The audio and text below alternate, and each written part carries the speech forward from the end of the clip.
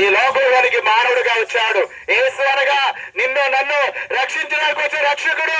క్రీస్తు అనగా దేవుడు, పూజనీయుడు, ఆరాధించడానికి యోగ్యమైన దేవుడు. ఆ గొప్ప దేవుడు, పరలోకముండే దేవుడు నీ కొరకు నా కొరకు మనుషుడిగా ఈ లోకానికి వచ్చాడు. 2025 సంవత్సరాల క్రితం వచ్చి 33 సంవత్సరాల యేసయ్య ఈ లోకంలో జీవిస్తే ఎన్నో అద్భుతాలు చేశాడు. కుంటివారిని గుడ్డివారిని స్వస్థపరిచాడు. అబ్బా కడుపు నొప్పి అంటే స్వస్థపరిచాడు. దయ్యాలను వెళ్ళగొట్టాడు. చాతబల్ని బాగు చేశాడు. చివరికి చనిపోయిన వారిని కూడా బాగు చేసినటువంటి దేవాది, బ్రతికించిన దేవాది దేవుడు యేసు ప్రభువు వారు. ఎందుకంటే ఆయనకు అన్నిటి మీద సర్వాధికారం కలదు. ఆయన గొప్ప దేవుడు.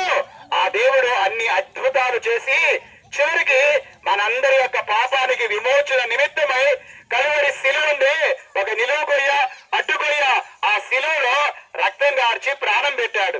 ఎందుకయ్యా యేసు ప్రభు రక్తం గార్చి ప్రాణం పెట్టిన శిలువ